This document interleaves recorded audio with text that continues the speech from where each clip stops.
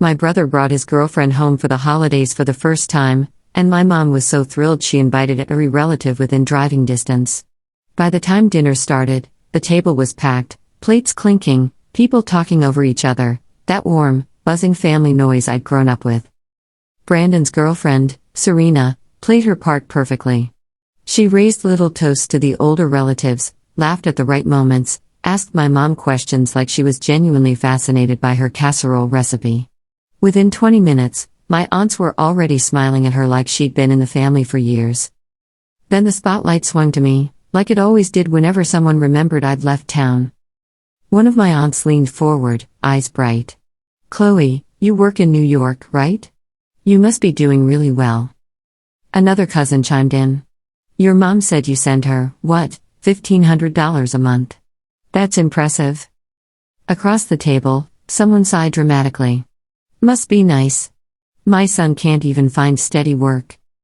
And then, the inevitable question, delivered with the same sweet tone people use right before they pry something open. "So what do you do in the city, anyway?"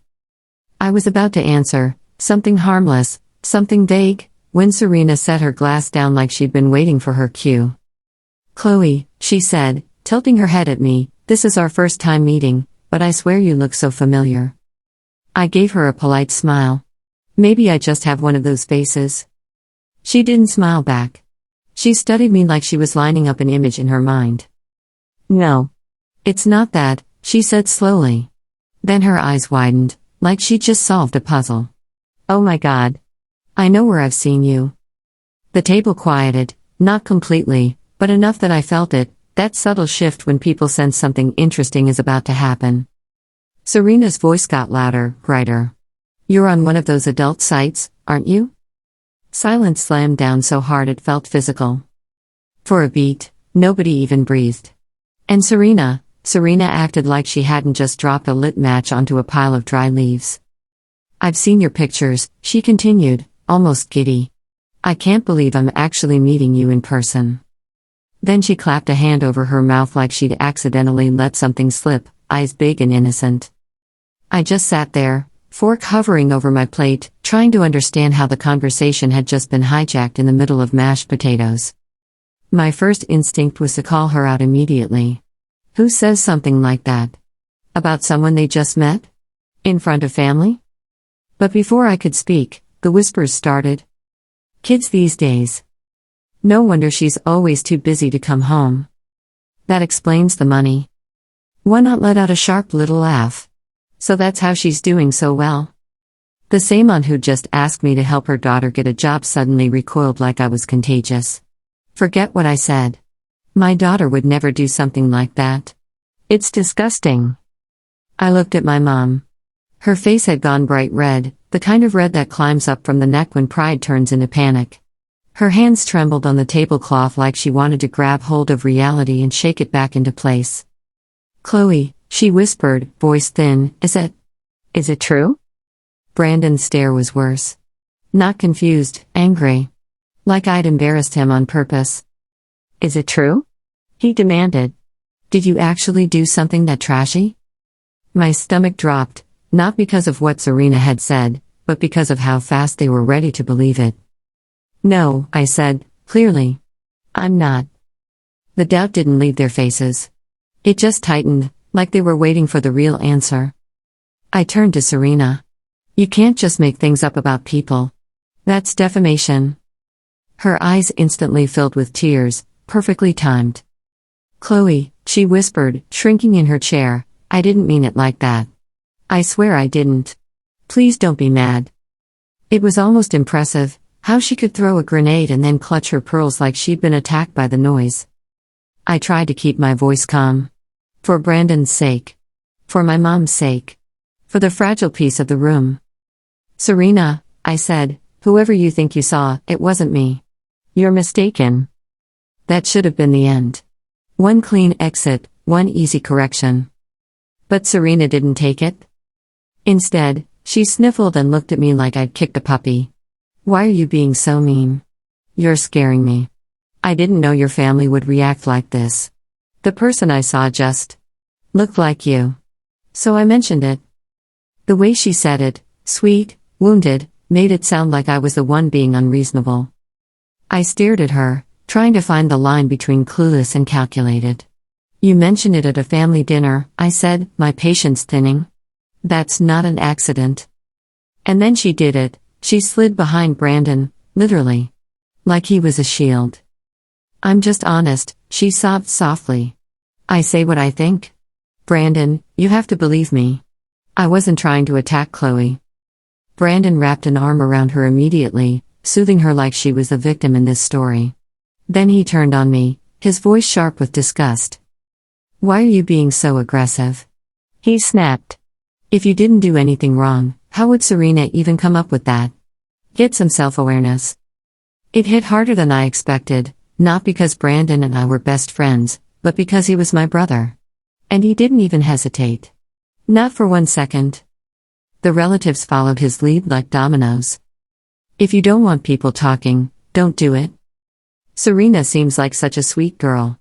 Why would she lie? She probably did it and now she's embarrassed. My mom slammed her palm on the table so hard the silverware jumped.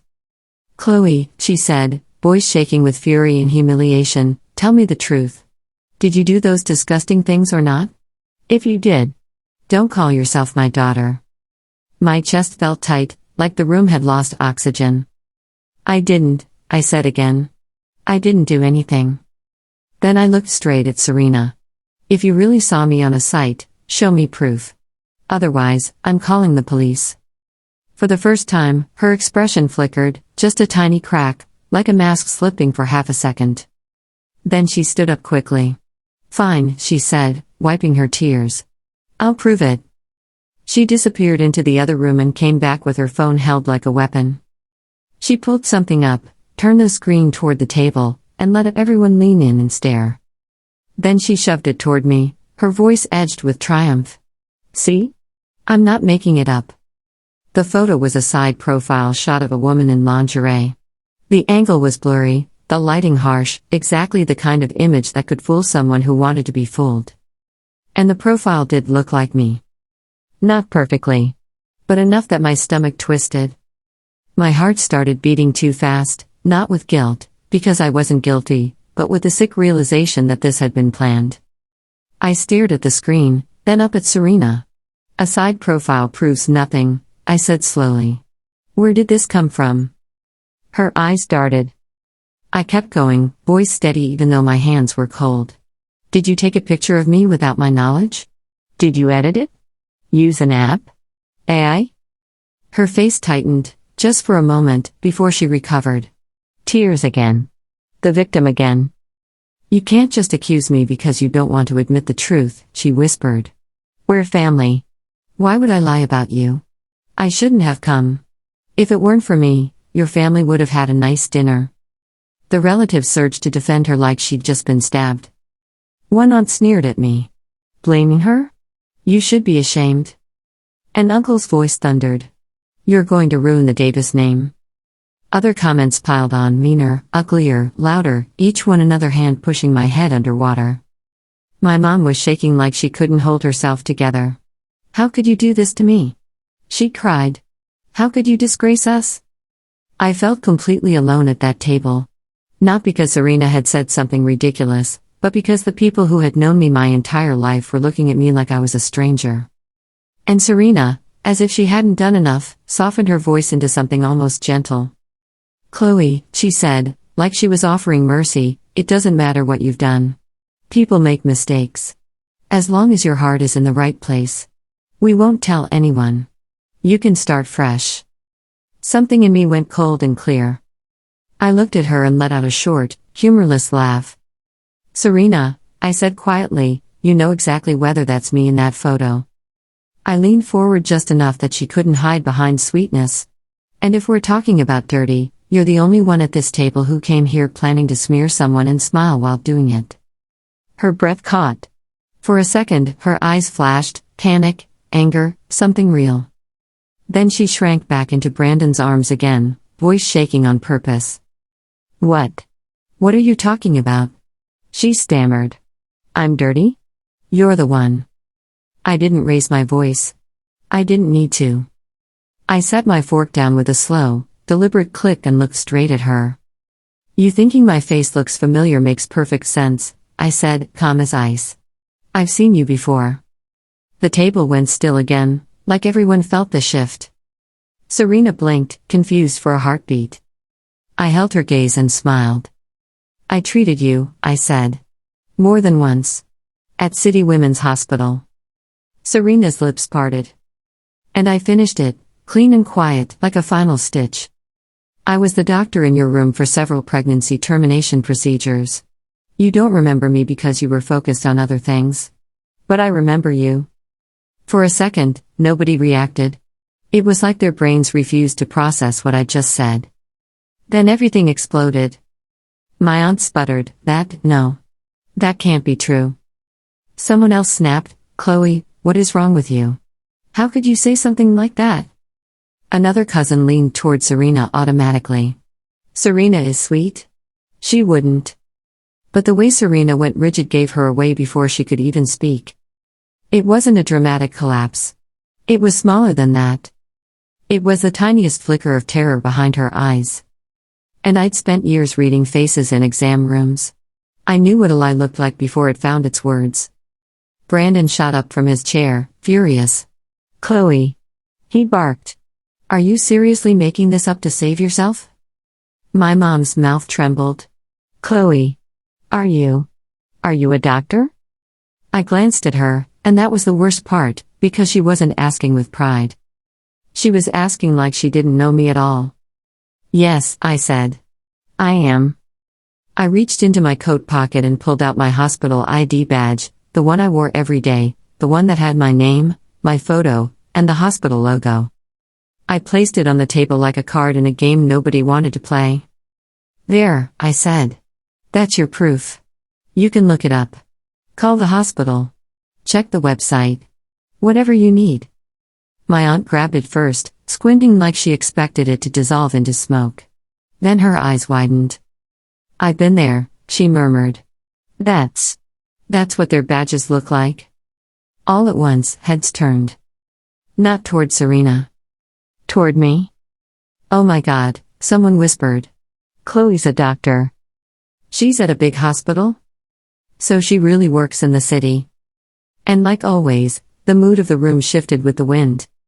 The same people who'd just implied I was shameful suddenly looked relieved, like they could breathe again, like it was safer to like me now. It can't be her in that picture then, an aunt said quickly, eager to rewrite the last 10 minutes. A doctor wouldn't be involved with that kind of thing. Yeah, Chloe always seemed proper, another relative added, like they'd been thinking it all along. I didn't thank them for finally remembering I had a soul. I didn't even look at them. I looked at Serena. Her face had gone pale, but she was still trying to fight. That badge proves nothing, she snapped, too sharp for someone pretending to be fragile. Then she caught herself and tried to soften it. You could be lying. Anyone can get a badge. If you want to accuse me, prove it. I nodded slowly. You're right. I'm not going to break patient confidentiality. I'm not going to pull records and plaster your medical history all over a dinner table. Her eyes flashed, because she heard what I was really saying. I wasn't scared. I just had ethics. Then I tilted my head slightly, still watching her. But you know what you can't hide? I said. Your phone. Serena froze. I gestured casually, like I was talking about the weather. Hospitals send test results, appointment confirmations, follow-up notes. Texts. Emails. Notifications. If you've been treated that many times, there will be messages. Serena's fingers tightened around her phone like it was a life vest. Brandon stared at her, confusion turning into something darker. Serena. What is she talking about? Serena shook her head hard. She's lying. She's making it up because she got caught. But her voice had gone thin. And Brandon noticed. Because for the first time all night, his loyalty wavered. My mom leaned forward, eyes sharp now, not embarrassed, suspicious. Serena, she said quietly, how long have you and my son been dating? A month, Serena said too quickly. My mom's jaw clenched. And you want me to believe Chloe treated you multiple times? While you've only been with my son for a month? Brandon's face changed. It was like watching the door in his mind slam open. He grabbed Serena's wrist. Give me your phone. Serena jerked back. No. Brandon, don't. Give me your phone, he repeated, louder. The room held its breath. Serena's eyes went wild. Why are you doing this? You're supposed to protect me. Brandon's hand tightened. If you're innocent, you won't have anything to hide. Serena tried to pull away, but Brandon was stronger. He wrestled the phone out of her grip, and the moment he got it, Serena screamed. It wasn't a sad cry. It was panic. Pure panic. She lunged for it, clawing at his arm, trying to grab it back, but Brandon shoved her away. He stared at the screen. And his face drained of color. Then it turned red.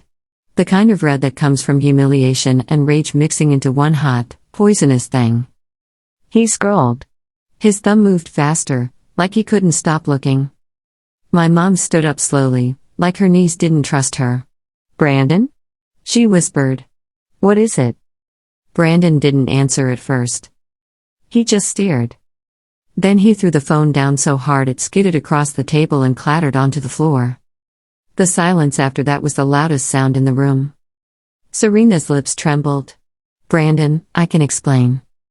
He turned on her like he'd never seen her before. You told me I was your first boyfriend. Serena swallowed. I. You told me you'd never been serious with anyone, he went on, voice shaking now, that you were different. Serena's eyes darted around, looking for an exit, a rescue, a soft heart. My mom didn't have one anymore. You lied, my mom said flatly. In my house. At my table. Serena stepped back, hands raised. I didn't mean, those were my past. I was young. People took advantage of me. I swear, once I met Brandon, I wanted to start over. Brandon's laugh was sharp and ugly. Start over by accusing my sister of being on an adult site? Serena's face twisted. Because she was being praised. Everyone was praising her. Oh. There it was. The truth, raw and sudden, slipping out before she could swallow it again. She saw it too, because her eyes widened right after she said it. But it was too late. The room shifted again, only this time, it shifted away from her. My aunt's gaze turned icy. So you came in here and tried to destroy Chloe's reputation because you were jealous? Serena snapped her head toward her. No. My uncle scoffed. That's pathetic. Serena's composure cracked. You don't understand. She looked at me like I didn't belong here. I almost laughed. Because I hadn't even looked at her until she attacked me. Brandon stepped toward her, disgust curling his mouth. Get out. Serena's eyes flooded again, trying to reboot the victim act. Brandon, please. Get out, he said louder. Now. Serena looked at my mom, desperate. Mrs. Davis, please. I didn't want this. I didn't want to ruin dinner. I was just being honest, and Chloe attacked me. She made everyone hate me. My mom's voice went deadly quiet. No, she said. You did that all by yourself. Serena's face crumpled, not with sadness, with fury. She grabbed her purse and stormed toward the hallway like she was going to start packing dramatically. I can't believe this, she sobbed loudly. I came here with good intentions and I get treated like garbage. Fine. If your family hates me, I won't force myself on you. Brandon, we're done. It would have been impressive if we hadn't all seen the script already. Brandon's shoulders sagged, torn for half a second, habit, hope, pride. And my mom, because she cared more about appearances than my bruised dignity, did what she always did. She looked at me. Chloe, she said sharply. Say something. Brandon turned too, anger back in his eyes like my existence was still the easiest target. Apologize, he snapped. She's leaving because of you. I stared at him. Because of me? I repeated, softly. My mom's face pinched. This never would have happened if you hadn't embarrassed her. I could have screamed. I could have thrown the plate. I could have walked out and let them rot in their own stupidity. But something steadied inside me, something tired and old. "No," I said. "I'm not apologizing." Brandon pointed at the floor like he was pointing at my place in the world. "Then get on your knees," he said, voice trembling with rage and entitlement. "She took responsibility. She said she was sorry. You're the one who escalated. You want to clear your name? Then prove you're not the kind of person she said you are." My stomach turned. Not at the demand. At the fact that my own brother could say it. My mom nodded like it made perfect sense. "Chloe, this is your fault. Fix it." The relatives hummed with approval, the same people who'd called me disgusting 10 minutes earlier, now acting like they were reasonable judges. "Just apologize and move on. Don't ruin your brother's relationship. You're being stubborn." I looked around that table, at their faces, their certainty, their willingness to crush me for peace. And I realized something. They didn't want truth. They wanted quiet. They wanted the version of reality that let them sleep at night. Serena stood in the hallway with her suitcase half open, pausing just long enough to make sure everyone could see her sacrifice. Then she turned her head slightly and looked at me. And for the briefest moment, her eyes weren't wet. They were smug. Like she was saying, "Kneel." That's when the last thread of restraint snapped. I leaned back in my chair and let out a slow breath. Then I stood. Not in a rush. Not dramatic. Just done. I looked at Serena and smiled. "Serena," I said, voice light, almost friendly, "stop pretending you're noble. You didn't take responsibility. You got caught." Her smile vanished. The room tensed. Brandon's jaw clenched. "Chloe." I cut him off without even looking at him. "And Mom," I said, finally turning to her. I recognized her the second she walked in. My mom blinked. "What?" "I recognized her when I walked through the front door," I repeated. "I just didn't say anything, because it was dinner, and you invited half the county, and I didn't want to embarrass Brandon." I let that hang for a second. "But then she tried to destroy me," I said. "And you all helped her." My mom's face hardened into defensiveness. "So why didn't you warn us?" There it was. Even now, it was still my job to manage their mess. I laughed once, bitter and short. "Because I thought we were family," I said. "Because I thought you'd believe me before you believed a stranger. That was my mistake." Brandon opened his mouth, probably to blame me again, and I held up a hand. "I'm leaving," I said. "I'm not kneeling. I'm not apologizing. And if Serena comes back, that's on you." I grabbed my coat and walked toward the door while the room buzzed with shocked whispers behind me. My mom called after me, angry and wounded. "Chloe, don't be so dramatic." I didn't answer. I didn't trust myself to. For a few days after that, the house went quiet. Brandon didn't call. My mom didn't text. The relatives, miraculously, stopped messaging me advice like I'd asked for it.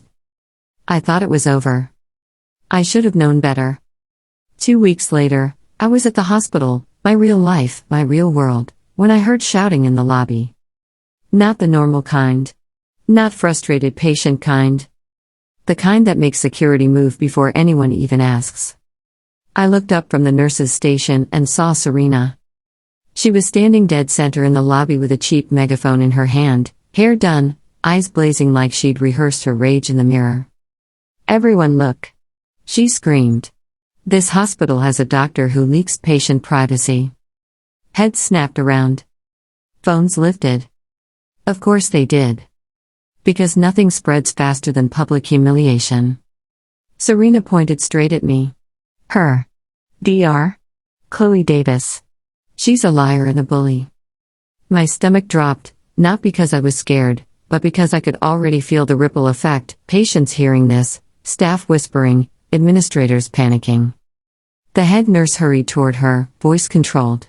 "Ma'am, you can't." Serena swung the megaphone toward her. "Don't touch me. I have rights." Security stepped in, trying to herd her toward a side area. Serena twisted away and kept shouting, louder, wilder, like the noise was oxygen. She told my boyfriend's family private medical information to humiliate me. She ruined my reputation. She stole my dignity. People murmured.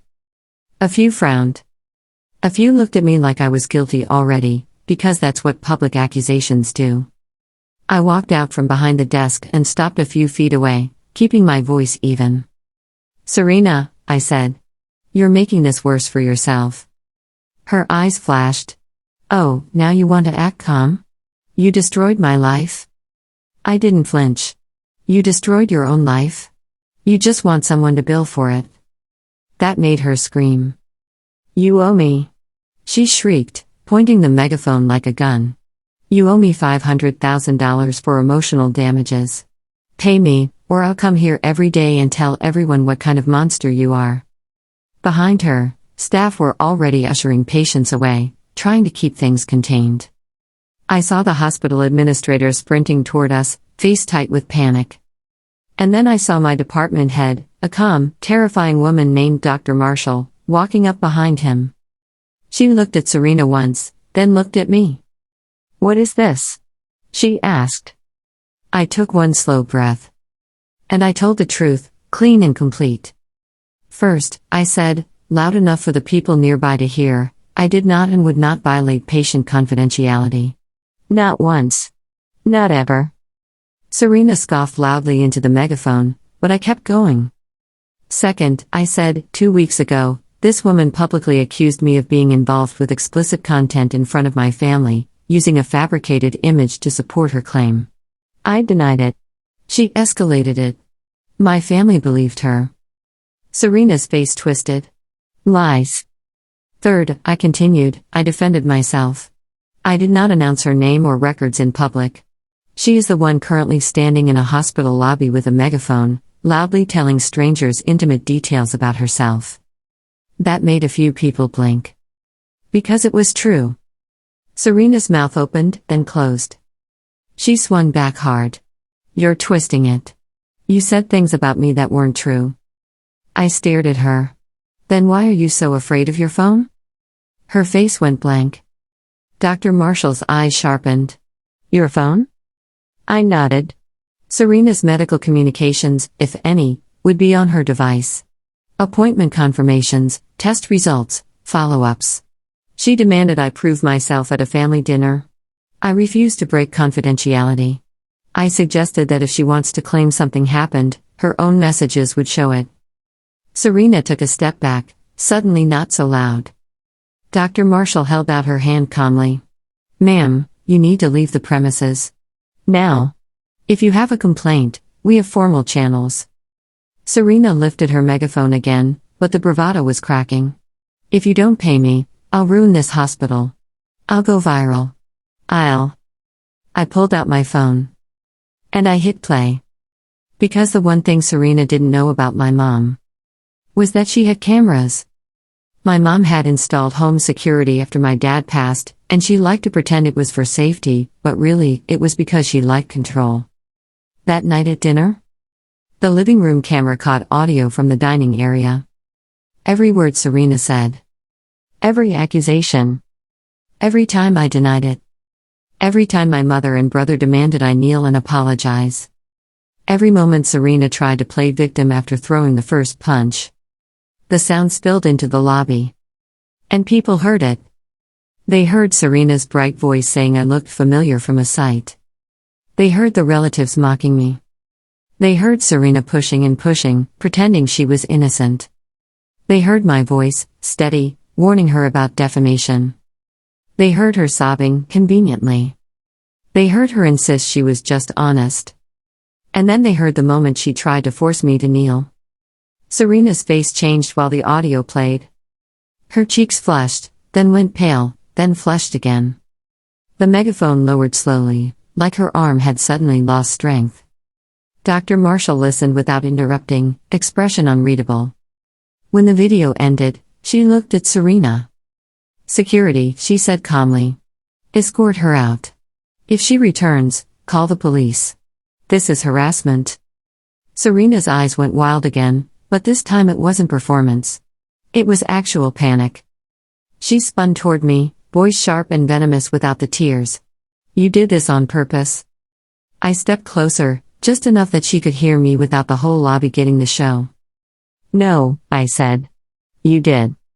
Security moved in. Serena tried to twist away, but she was already losing control of the room. Then she snapped and lunged at me. Her hand grabbed for my hair, nails digging, and she shrieked, "Hi, ugly, desperate." I stumbled back, not because she was strong, but because she was chaotic. Security yanked her arms away immediately, pulling her off me. And I did something I'd been trained not to do. I raised my hand and slapped her. Not hard enough to injure. Hard enough to end the moment. The sound echoed in the lobby. Serena froze. Then she started screaming again, but it didn't land the same now. Because everyone had heard the audio. Everyone had watched her attack a doctor in a hospital lobby. I lifted my phone again and spoke clearly. "I'm calling the police." Serena thrashed as security dragged her toward the exit. "You'll regret this," she shrieked. "I'm not done with you. Just wait, just wait." And that's when the automatic doors slid open again. A woman walked in. Not a nurse. Not staff. A woman in a designer coat, hair flawless, face sharp with fury. Behind her were two men who moved like they were paid to never look uncertain. Her eyes locked on Serena instantly. And the temperature in the lobby dropped.